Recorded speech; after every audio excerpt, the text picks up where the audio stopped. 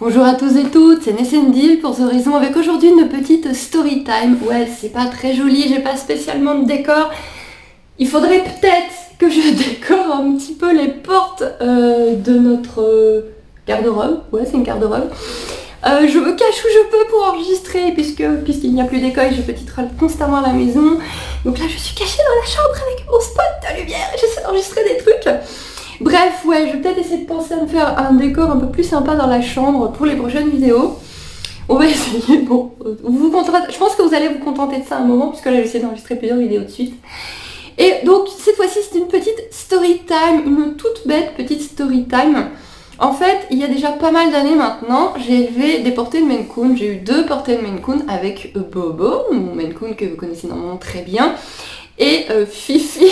Je suis chiant des surnoms.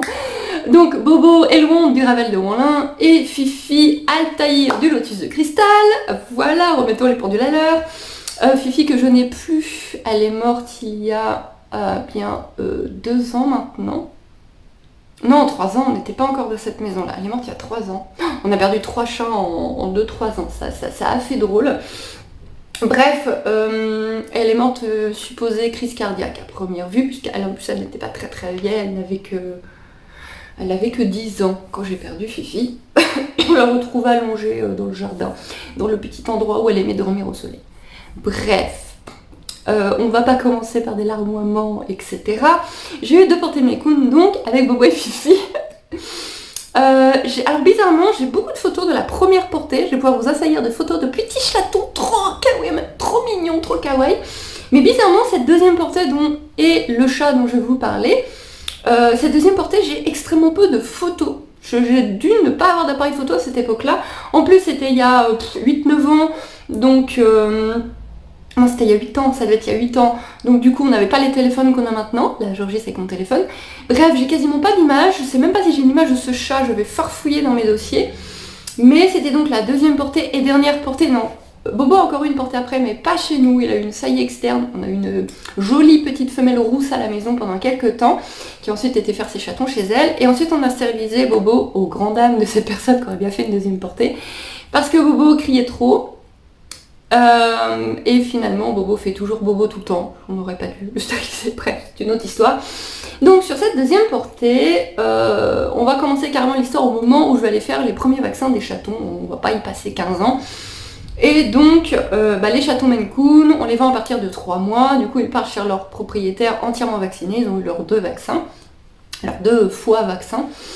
Et donc là c'était la première, c'était la pré-vaccination, j'emmène donc mes chatons chez le veto, c'est ma deuxième portée, c'est mon veto habituel.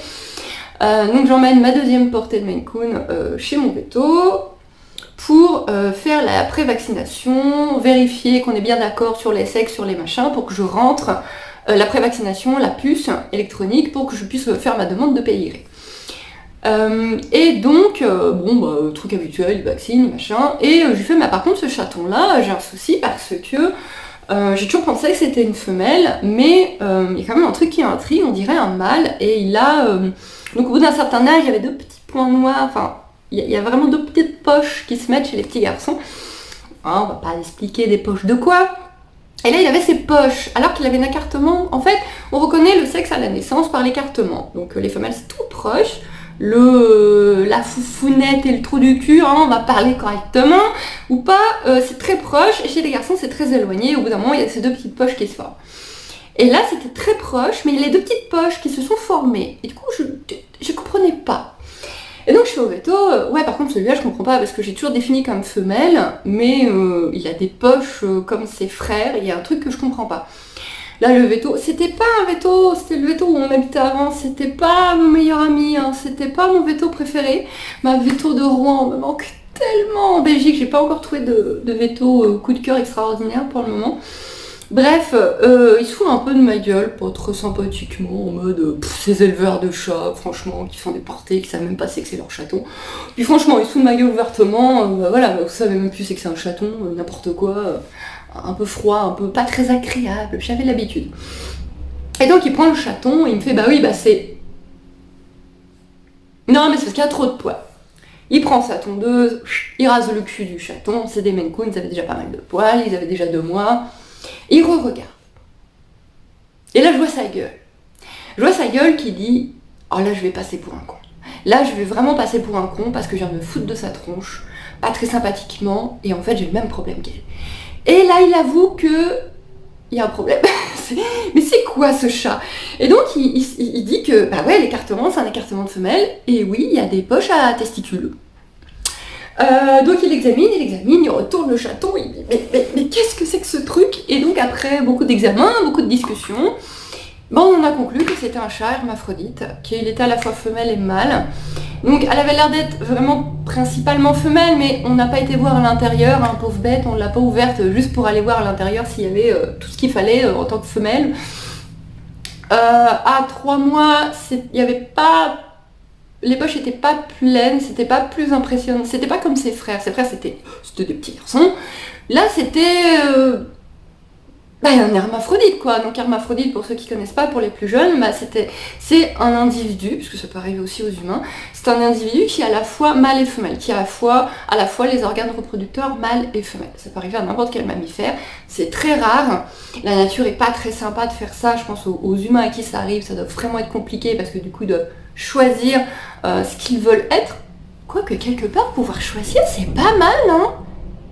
Parce que être une gonzesse il y a des fois bref, là le chat on lui demande pas tellement de choisir et donc du coup moi à la base elle était déjà réservée, elle était réservée en tant que femelle, les gens voulaient vraiment une femelle et donc je me suis retrouvée confrontée à devoir leur expliquer qu'ils avaient une femelle hermaphrodite qui donc avait possiblement également des organes sexuels mâles, qui aurait peut-être un comportement de mâle, qui pourrait peut-être jamais se reproduire. Donc voilà, les gens qui l'ont adopté étaient prévenus, je n'ai rien caché, ils savaient parfaitement, ils étaient un peu embêtés, mais ils l'ont pris quand même. J'ai pas spécialement eu de nouvelles, j'ai eu un peu de nouvelles de la première portée, la deuxième portée moins. Les gens sont toujours à vous promettre des tas de nouvelles, des tas de photos, et quand vous avez de la chance, vous recevez une photo au bout d'une semaine, et après vous n'avez plus jamais de nouvelles de vos chatons. Bref, on élève en sachant ça, on élève en sachant que de toute façon ils vont partir. Et donc je ne sais pas ce qu'est devenu ce petit chat hermaphrodite, je peux pas vous dire si c'est devenu plutôt une femelle, plutôt un mâle, s'il a été opéré, s'il a fait des bébés, si... Voilà, je peux pas vous en dire plus, mais il y a eu cette surprise du chaton hermaphrodite avec mon veto qui s'est foutu de ma tronche et puis qui après qui a dû conclure que si je sais sexer mes chatons, mais que celui-là il y avait tout, alors voilà. Ça remonte en plus à pas mal de temps, j'ai un cerveau de pois chiche, une mémoire surtout, donc voilà, j'essaie de vous réexpliquer ça 8 ans après.